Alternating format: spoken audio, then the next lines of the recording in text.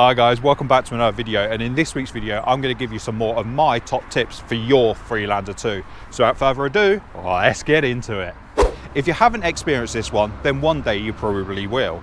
You'll be driving along in your Freelander 2 and you'll hear some sort of knocking or banging coming from the back of your car, and you'll think, oh no, what's possibly gone wrong with my car now? Is it the dreaded rear differential?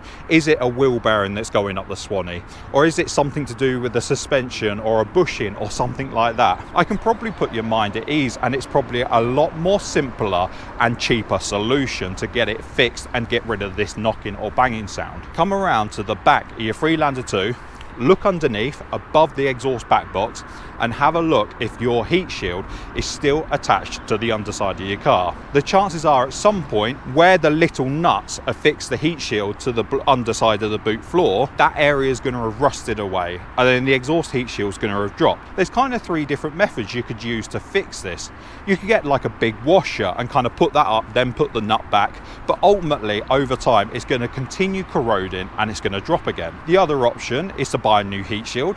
They're not overall that expensive, but it's just a faff of obviously getting a new one fitted. The third option is just to rip it out and just leave it out. It's much cheaper and just easier that way. I can hear the questions already. Scott, what's going to happen to the heat that's coming from my exhaust back box? Well, ultimately, nothing really. As much as there's a heat shield there, and I'm sure the people in LandRover know much better than I do, from our experience and many other LandRover owners that have gotten rid of this heat shield, they've not actually noticed any heat come through to the boot floor whatsoever. The exhaust back box sits quite low down from the boot floor, so any sort of heat build-up generally gets blown out the back anyway. So if you're concerned that suddenly you're going to have a red hot boot, then don't worry about it. But yeah, my top tip is to check your exhaust heat shield, and if it's dropped, just get shot of it.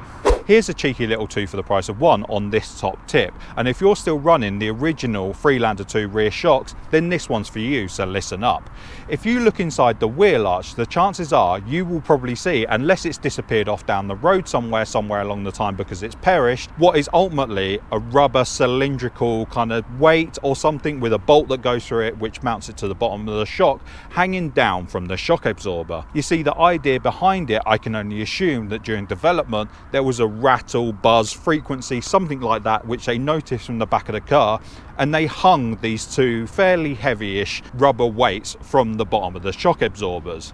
Well, over time with these Freelander 2s, as you can imagine, unless it's fresh out the box or under 10,000 miles, these cars develop buzzes, frequencies, rattles across the whole car, so they're never as fresh as they're going to be due to things just aging. So when you eventually come to replace the shock absorbers on your Freelander 2, my top tip for you would be just don't worry about the rubber bungs, don't worry about transferring them over, and don't worry about buying new fresh ones to add to your new rear shock absorbers. The main reason for that is they're over £200 each, so this top tip is saving you over £400. And you can ask me, you can ask many other Freelander 2 owners that have replaced the rear shocks on their Freelander 2, and the chances are they'll all turn around and say the same thing, that don't worry about buying new ones. Not only that, that as they perish, they gain movement. So if you are hearing a knocking coming from the back of your sound and it's not the exhaust heat shield, check these weights on the back of the suspension if you're running the OEM original shocks that come from the factory, because the chances are it's moving up and down and banging while it does it. And I did say that it's 2 for the price of 1 on this one. And the second part to this top tip is when you do come to replace your rear shocks, people often ask the question of what shock absorber should I go for my Freelander 2, especially if they're looking to take this car off-road. You see, with many 4x4s out there, there's normally a bigger, beefier alternative shock absorber out there that can handle off-road activities much better. Well, if you're hoping that to be the case with the Freelander 2, then unfortunately I'm going to say you're going to be bob out of luck on that one. There is some sort of good alternatives, one being KYB. They're a good direct alternative that you can swap to, reasonably priced. The other alternative is Bilstein, whatever you want to call them. The B4 shock absorbers, they are like for like, so you're replacing them what is already on the car. They're the OEM equivalent. The other one that Bilstein did or still do, I'm not too sure on this one, is the B6, the Bilstein B6. You see, that is classed as kind of like an upgrade, but the jury's out on whether it is or not, because ultimately what it really does is just offer the Freelander 2 a firmer ride, and the jury's out on whether that's a good thing or not for the Freelander 2. And also, when it comes to the off-roading side, do you necessarily want a firmer shock? That would be my question, which I can't answer because we run KYBs with Sachs springs on our car. One word of caution though, that when you do come to replace your shocks and you are planning to take this car off-roading, and I don't mean just some gentle or medium kind of off-roading, if you're looking to do some heavy off-roading, then one word of caution that I would give you, the terrain response system on these cars can take the car to some very impressive places, but just be careful how hard you land any wheel lifts time after time, and how hard you hit some particularly severe off-roading terrain. The reason why I say this is shock absorbers, especially when they're new and fresh and they're working as they should, they're nice and stiff and firm. Well, the weak link in the chain is the shock bottoms, in the fact the shock legs, should I say. So as much as the shock absorbers on these cars are brilliant and they fit the car really well, if you slam down too hard on them too many times, or you hit any severe lumps and bumps off road too hard, eventually the shock absorber will give out. That's my 2 for the price of 1 on this top tip. Talking of off-roading, that segues us really nicely into my next top tip, and that is, if you plan to off-road your Freelander 2, or you already have been off-roading your Freelander 2, then take a great deal of care over the front radiator and the aircon condenser that sits at the front of your car. You see, if I get permission from people, I'm going to fire up a load of images on screen, and what you'll see is probably a mix of images, if I've got permission, of people's front radiators and aircon condensers that are all blocked up. And this is especially true if you plan to go to the infamous Salisbury Plain, because the mud out there is more like clay. As you can imagine with the Freelander 2, when you hit that really wet, sloppy mud, or even just a whole bunch of water, if it's got a whole bunch of junk and God knows what in the bottom of it, as the water goes through the front of the car, the radiators and condensers are going to be acting pretty much like sieves, in the fact of you're going to have dirty stuff go in the front, and it's almost going to be sieved out to be lovely clean stuff that drops out the kind of middle-ish of the car or wherever it drops out of. But the problem with that is that all the junk is going to be stuck to the front of your radiator and the aircon condenser. When you go driving, you might not notice this straight away because it takes a lot to really affect the cooling on these cars, that over time the radiator blocks up, the temperature builds, and that's obviously where your heat problems can come from a lot of the time. Not only that, if you don't clean it straight away, the radiator in particular is going to get really hot, so eventually all that rubbish or clay or mud, whatever it might be, is going to bake on harder and harder, which is going to make your life harder in the long run. So if you do go out playing with your Freelander 2, I've got 2 top tips for you basically. One being that if you can't get to the radiator particularly easy, poke a hose pipe on a really low soft setting just through the front of the car and just rinse it off, and then maybe kind of rinse it off down the back here just to get the worst of it out the way with. But ultimately, and I've done a video on how to remove the front bumper and wheel arch linings of the Freelander 2, so you can go and watch that, but just take the time to remove the front bumper. If you can, remove the radiator once in a while and properly give it a clean and flush out, but at least remove the front bumper, give the condenser a good old rinse off, the same as the radiator, and then the car will be much happier. It can cool itself down sufficiently enough, and the car will just love you that little bit more. One point I just want to add to that if you've got the front bumper off, then whatever you do, don't use anything too forceful on the fins, because what you don't want to do is close up the fins, and then that stops the radiator from doing radiating. Just water, soft setting. I mean, even before you get to water, get a nice soft brush or anything and just try and brush the radiator, get the worst of the mud off. But if you can't brush it off, water, soft setting, patience, and just give it a good old rinse down. Don't go at it too gung-ho, and definitely don't use a power wash on any sort of hard setting and spray directly at the radiator or aircon condenser, because they both won't be your friend for very long. This next one isn't really a top tip per se, but I think it's a really important detail that I have spoken about in a video that got released on our channel on how does the Freelander 2's fuel system work. But it's a detail that often gets confused or just forgotten about, and that is the Freelander 2's fuel pumps.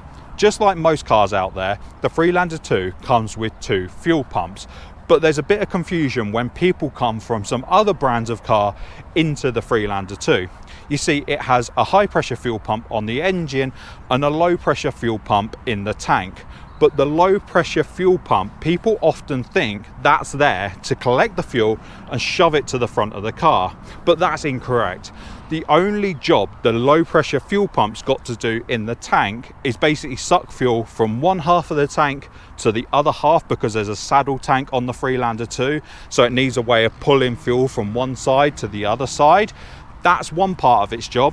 The other part is just to make sure a pot at the bottom of the fuel pump is always kept full. So if the car's off-roading or at just any sort of interesting angles, the car's never starved with fuel. You see, it's actually the job of the high pressure fuel pump mounted onto the side of the engine to do most of the work.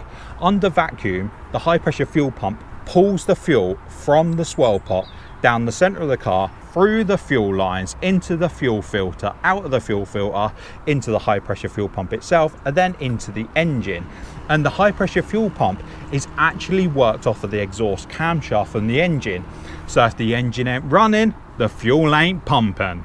For my final top tip, I just want to talk about the aux belt, or Serpentine belt as it's sometimes called on the Freelander 2. This has been prompted by Michael, aka Freelander 2 Light Lander on YouTube, and Tony on the Freelander 2 Off-Road Group Facebook page. You see, Michael was driving one day to work from work, no idea, but he was driving one day and he noticed something was wrong with his car. He turned around and basically saw his belt chilling on the road. Tony was reversing off his drive and all of a sudden his steering went really heavy. He popped his bonnet, looked at his engine and saw that the aux belt was off of the pulley. When Michael went back to collect his belt, he noticed some damage on it, but it was in one piece. As for Tony's, he got the AA out, and then when it got to the garage, they realised that his tensioner had given up the ghost. What I'm getting at with this is they both got extraordinarily lucky when it comes to their aux belt letting go. What people may not realise, that when an aux belt snaps, it can do untold amounts of damage. This is going to be best case scenario, that if your aux belt snaps, it takes electrical connectors, wiring,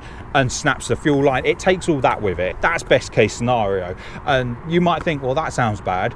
Well, just imagine all of that, but then also having a smashed timing belt cover as well. And then that makes the timing jumper 242, which then leaves the valves meeting the cylinder. You can get the picture.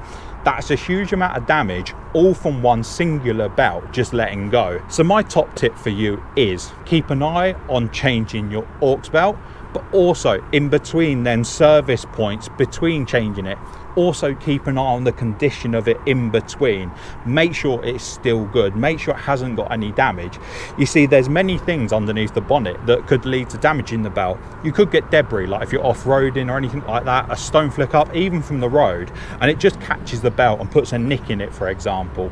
Or even any of the pulleys that it goes round, seizing up, binding up, and it just ends up putting loads and loads of wear on the belt. What I would do in your position, that if you come to change your aux belt, is to check once you've taken the belt off that the alternator pulley, aircon pulley, they both move freely. But I believe these are on clutches. So when you've got the new belt on, make sure to put the aircon on full blast, put every electrical item as well to make sure the alternator's kicked in, so when they are running they aren't binding up or seized at that point either. And lastly, if you do come to change the belt, it's well worth sticking a new tensioner and idler pulley on there as well. For what they cost, just change all three items: aux belt, tensioner, idler pulley. It's not worth just thinking, oh, they feel all right, I'll let them go another stint longer, because the tensioner, like in Tony's case, can give up its tensioning. That leaves the belt running slack, or either of the wheels on the idler or tensioner could sustain damage or just wear, and that could put weaknesses within the aux belt itself. So just a few key points there for you to keep an eye on within the aux belt area. For those of you that haven't already clicked off this video, then here's a Brucey bonus top tip for you. But it's not really a top tip, it's more of a medium to lukewarm tip, let's say. Hence why I'm putting it at the end of the video. And there's no nice way of saying this, but it's all about the D. Land Rover needed a way to differentiate between the Freelander 2's engine and the Freelander 1. You see, on the back of both of these cars, you will see they will have TD4 wrote on the back of them. But to make them different, The Freelander 2 got a nice uppercase D. If you look at the back of the Freelander 1, that will have a lowercase d in that place. There's a group of us that it secretly drives us crackers when people are a part of a group that isn't exclusive to Freelander 2s, that when they put TD4 when they mean TD4, and when they put TD4 when they mean TD4. I just hope that Alana puts text on screen, or otherwise I'm going to seem a lot more crackers than I already am. Well, that's a few more of my top tips for the Freelander 2. If you've got any of your own, feel free to leave them in the comment section down below. And if you haven't done so already, it'd be much appreciated if you can give that like button a click, as it helps the video spread to other people. Also, something I don't normally say, but if you want to buy me or Alana a cup of tea or a cup of coffee because you've enjoyed one of our many videos or you found them useful in some way, that'd be really much appreciated. You can use the super thanks button for that purpose. Other than that, all that's left for me to say is, if you want to see another video like this, click up here. If you want to subscribe to the channel, click up here. Thanks for taking the time to watch this video, and I'll catch you in the next one. See you, everyone.